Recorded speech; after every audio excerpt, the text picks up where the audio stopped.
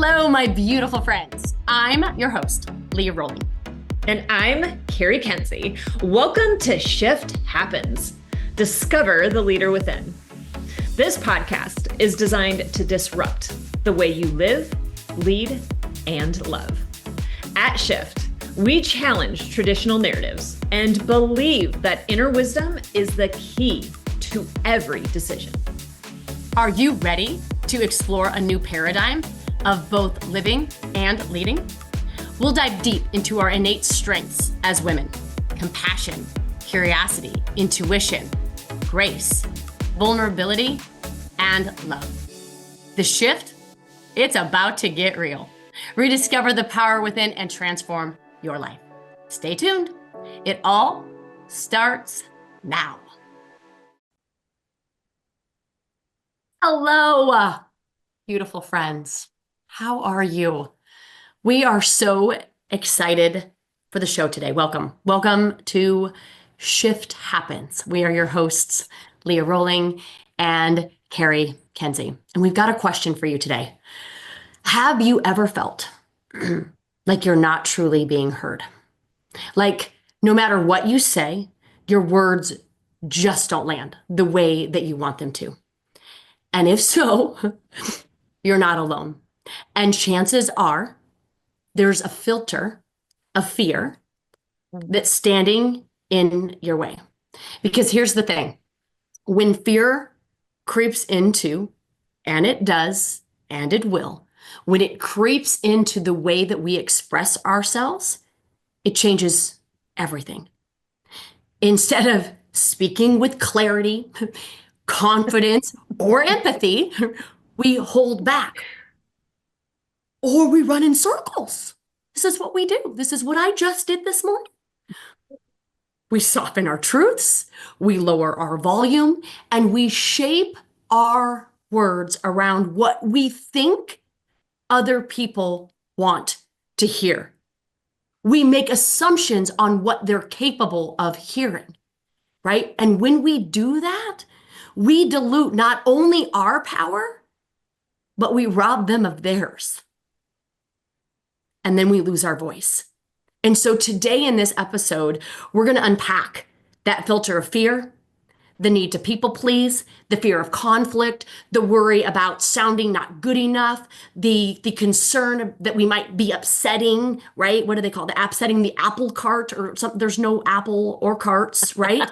Right? And we're going to talk about why those filters show up that are holding you back, and most importantly, how to break through them so that you can finally speak your truth with confidence. So we both believe that it's time that we stop, or we get better at sharing who we really, really are, because when you speak unfiltered, your voice not only gets heard, it gets felt. So let's dive in the show today.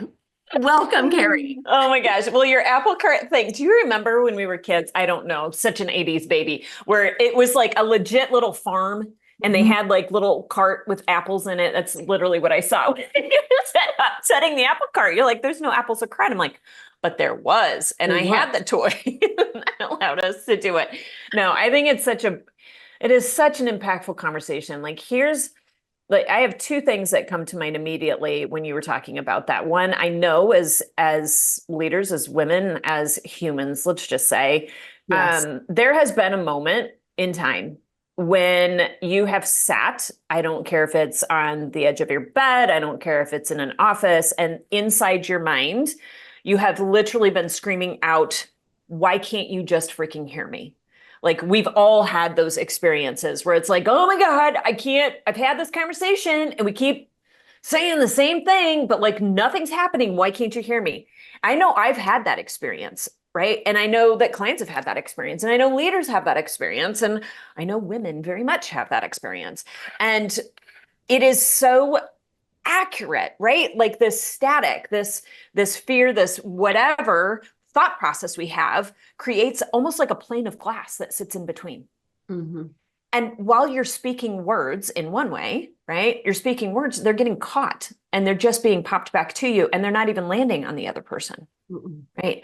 But then there's like two sides to this. And the other side is, boy, how often do we actually say what we mean? Really, Not very often. really. Think about that, you guys. Think about it. How often do you actually say what you truly, truly mean? No, we sugarcoat or we dance around or we don't get to the actual point. And what I would say is that, and we've experienced a lot of this over the course of the past week, just in relationships and business relationships and all the things where it's like you might have a concern around something that's happening. And you ask a lot of questions around the thing that needs to be said without actually saying the thing that needs to be said. Mhm. But when you put out, and I've had this message go out a couple of, you know what? We just need to have an open, honest conversation. And the response back, that's the only kind I want. Yep. Because that is the only kind that's wanted. Right? If we could you just actually tell me exactly what it is? And I think the people who work for you, the people who love you just want that. Can you Yep. just tell me exactly what I can do something with exactly what it is that you want to say? Yep. I can't do anything with a whole lot of fluff that happens around the edges because I'm just making a whole lot of assumptions around what I think it is that you mean. 1,000%. Or we'll say, if you wouldn't mind, would it be too much of a Mm-hmm. trouble to kind of maybe do this? And then Mm-hmm. you're all aghast when they actually don't do what you kind of maybe should have maybe asked them maybe to do. Right? Like, Right? why was I not clear? No, Right? you were not. We're You were not. not. No, no, you were not. And yet we all do this, and I do this. And so when we think about the reasons why, I kind of like this idea, this filter that we speak through. Mm-hmm. And so, let's just talk about them a little bit. Let's just talk about the reasons why we filter our voice, whether it's because we don't want to be rejected, because we want to be quote unquote pleasing, because we don't want to disrupt this apple cart, because we don't want to make other people feel uncomfortable, as if Mm-hmm. we know what they can handle and what they can't. I'm guessing what they can handle is just running in laps around the truth without Mm-hmm. actually ever landing. That can be Yeah. exhausting, right? So Yep. tell me what you think about that. Like there's so many fears that we have around not actually telling the truth.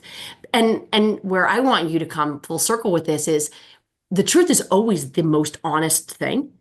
It's Mm. when we don't tell the truth that to protect the innocent, right? Mm-hmm. Mm-hmm. We're actually not being honest. So, Well, and so let's just take this all the way back because I can't tell you how many people have at some time in their early childhood been told they were too much.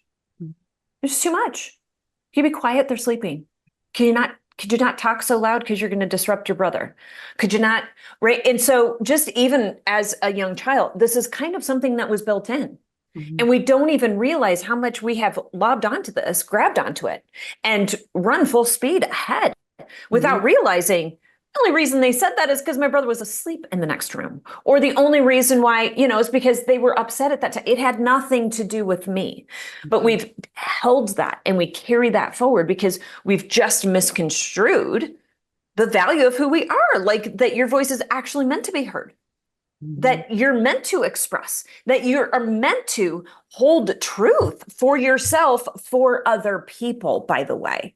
Because Yeah. when you hold truth for yourself, you're holding truth for them. Yes. And we don't do that. Mhm, And it's not, I would even say it's like, and this is why I started with it. There's two different kinds, right? Because some people like, I say it, they don't hear me. Well, you may say it and they don't hear you because one, you've got that static that's happening in between the two of you because you don't think you're worthy of being heard, mhm, because you don't think what you have to say is valuable, right? Or you truly believe that no matter what I say, they're not going to listen to me, they won't respect me, and somebody always steals my idea anyway, right? So we just create a little bit of static. And then the other way of you're actually not saying it. You think you are, right? But like you said, you're dancing around the topic the whole dang time. Mhm. And that is because you're worried somebody's going to leave you, somebody's not going to love you, you're going to lose them. I know as a business owner, that was a huge thing for me, right? If I say something, if I hold them accountable, they're going to leave. Mhm. They're going to leave. So I'll dance around it and I'll keep them comfortable. I'll just do it. I'll just do it myself. Right. Don't you love that one, by the way? I do.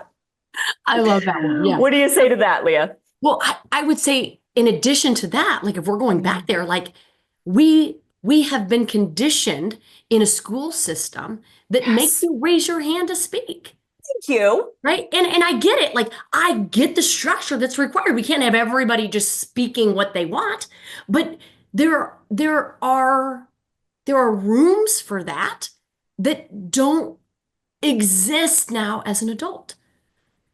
You know what's fascinating? I just want to throw this in just as you said that, right? When they make you raise your hand, sorry, I'm going down right now. When they make you raise your hand, do you ever listen to the other person? Are you so anxious about raising your hand and what it is that you're going to say that you don't want to forget what it is that you're going to say so that you get stuck in your head so you never learn the art of listening?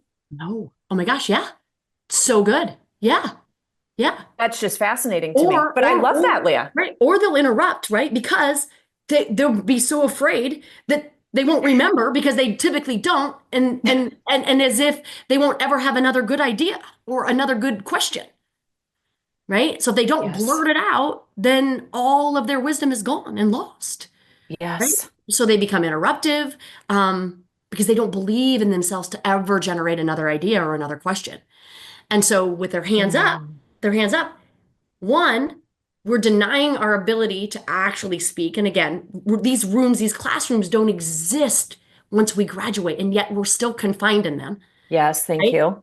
Um, and we don't learn to listen either because we've asked for permission too much to be heard, Mm. that we've never had an opportunity to actually listen on the other side, to your point. So we're not only having to reprogram this fear filter, but we're having to reprogram um, the requests that were made of our childhood Yeah. by our parents to be quiet because Johnny's sleeping, or the requests of our teachers to raise your hand because we can't have 20, 22 students, however many students are in a class, all talking at the same time. Mm-hmm. So Mm-hmm. you've had to ask permission to speak. You've had to ask permission to go to the bathroom. You've had to ask permission to Favorite. right to do anything, Yeah. to exist even almost. And so then the question is, if you're still in those rooms, Mm-hmm. where are you needing permission to exist? Mm. Right?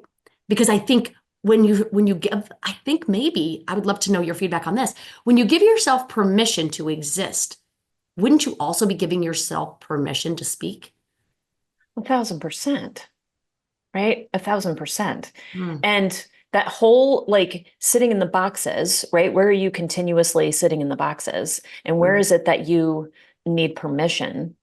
Too often, we already know what to say, but we're looking for permission in order to speak it, which is why we have to reach out. I did this myself. I knew exactly the next step I needed to take in my organization. I knew exactly the next step to take, and I didn't do it.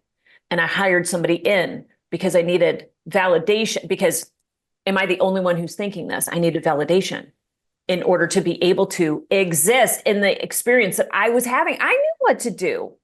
I knew what to do, but I didn't give myself permission to be able to stand in the truth of what I knew, Hmm. because I didn't feel like I had enough. I was enough to just be the one who stood there and said, you know what? It's not working. It's not working. Hmm. And I did that back in the day. Right. And then everything turned out the way it needed to, but it took like how much longer in order to make that happen?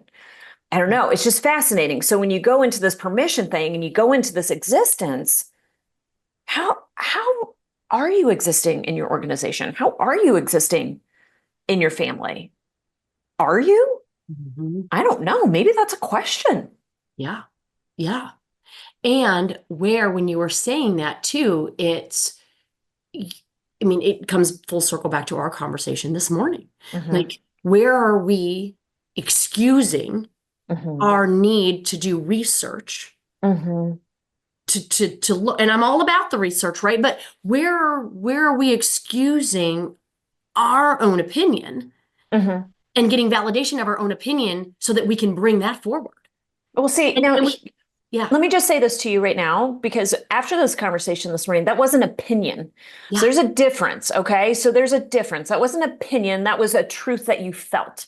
That is a wisdom that was within you. You were like, this doesn't feel good. Right?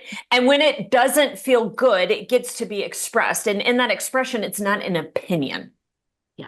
And this is where I think leaders Ooh, get so confused. good, so good. Break Okay? this Because they're down. Break like, this down. this is my opinion. And my clients know, and I don't give opinions. Hmm. I'm never going to give you an opinion because you have to live in your own truth. You just do. And so if it's an opinion, it's not going to feel true to you. Hmm. If it's an opinion, right, then you might have to go out and like do the research. But when it feels like this is just something that I really feel strongly about, that's where that wisdom, that's where that truth kind of resides within you. And because you think it's an opinion, you feel like you need to validate it, Hmm. right? When you feel like it's an opinion, you feel like you need to validate in order to justify the thing that you know that you need to bring forward. Hmm. It's not an opinion, and you don't have to have hard facts around your truth in order to stand in it. Did you all hear that? It's so good, you guys, because to differentiate between Oh, opinions and truth, right? You know that you're in opinion land, right? With yourself when you're seeking other people's opinion. And here's what else was going to be fascinating about that. When you get differing opinions, mhm, okay, and you become charged in it, it's because you know that it was always a truth mhm, mhm, that you're trying to validate outside of you. mhm, And the only way that you can validate it is within you. mhm. And you don't need other people to validate your truth. So if No. you're just opinion seeking and you're just getting research, know it, know it. Know that if you get charged by it, if they say something other than what you want to hear, you probably didn't need to seek their opinion in the first place. Because here's the thing, an opinion is not yours. Yeah, If it's an opinion, it was never yours. right. I have an opinion. Whose did you pick up then? Because Right. that's not yours. Yes. Yes. So good. So good. And Okay. so then let's bring this forward a little bit. Yeah. When you now we differentiate between opinions and Mhm. our truth, Yep. right? And our truth. How much time are you trying to get your opinions heard or Mhm. your truth heard? What are you bringing forward? And I'll ask you, are there different filters? Are there different fear filters, or are they all the same? Well, now that's a great question. That's a great question because what I feel when you were like, is it an opinion or is it truth? You're going to feel different in each of them. Mm-hmm. Okay. And an opinion, you're going to feel a little wobbly in, Mm-hmm. right? You're just going to feel a little wobbly in because it's not solid within you. Mm-hmm. A truth that you feel, and that you have the ability to bring forward is going to feel there's just a little bit more solidity to it. It's the only way I can describe it, right? You're going to Mm-hmm. feel a little more shaky in an opinion. You're going to feel a little more solid in a truth. Yeah. They're both going to be scary to bring forward. An Mm-hmm. opinion, I guarantee you are going to throw an opinion out faster than you'd ever throw a truth out. That's why we look for opinions, because Uh-huh. I throw that out like nobody's business, right? But a truth, something that's true to me, that's a judgment. That's a Mm-hmm. fear of rejection. That's a fear of if I truly bring this forward, I'm bringing forward an authentic something in me for them to be able to see, and that could lead to damage for me, right? Because when you're bringing forward that truth, you're bringing forward your value. And if Yes. you don't have confidence in the value of who you are, you're going to be worried that somebody else is going to be able to diminish it.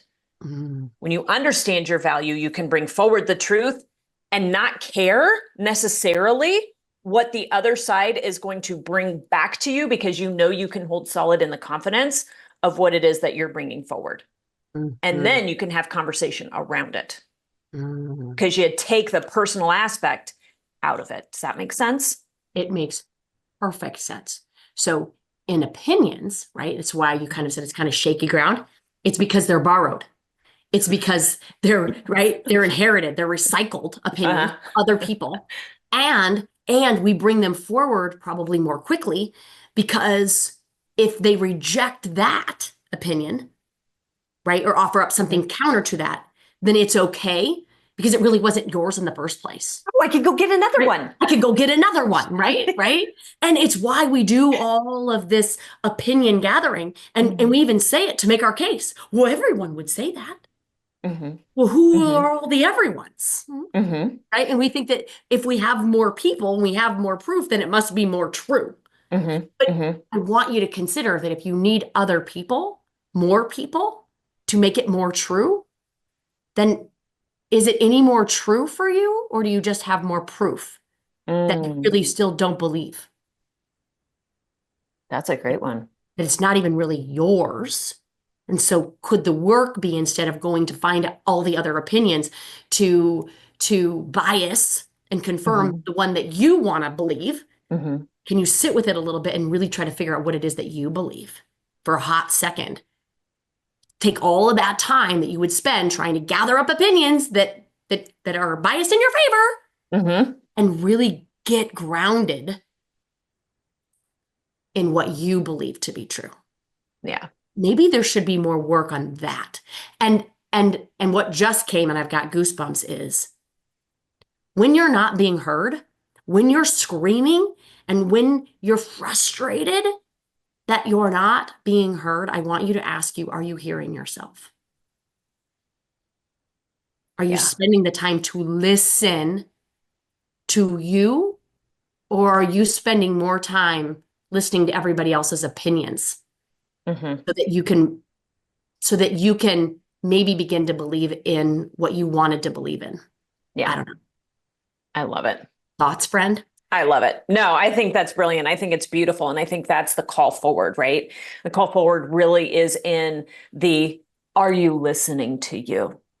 Yes. Right. And are you allowing? And just think of how much time and energy could be saved if you just listened to you and brought that forward succinctly and powerfully and confidently, and allowed the conversation to happen around that. That's the call forward. That is the call forward. Yeah. Yeah. So we need your voice, leaders. Please. We need your honest voice, which means that the invitation is always to self. It's always a return home to you, to your voice, to the essence of who it is that you are, to your worth. Because when you can know that voice, and when you don't need to collect a lot of other people's opinions, which again is just them borrowing the voices of all the other people, we can really come forward with the authentic vulnerability that is missing in leadership. And that is what we are efforting on this podcast, and all the work that we do in the offerings and the programmings that we bring to you as leaders. Because if we don't have that voice, if we don't have the essence of who it is that you are, we don't have you at all. I love it. I love it. And how it's needed more than ever. Oh, more than ever. More than ever. Okay, beautiful friends. Have an amazing one. We'll see you next week. Take care. Okay. Bye. You have been listening to Shift Happens. Discover the leader within with Leah Rowling and CARI Kenzie, where we help you reconnect with your inner leader. Learn to trust your instincts and live with authenticity and confidence.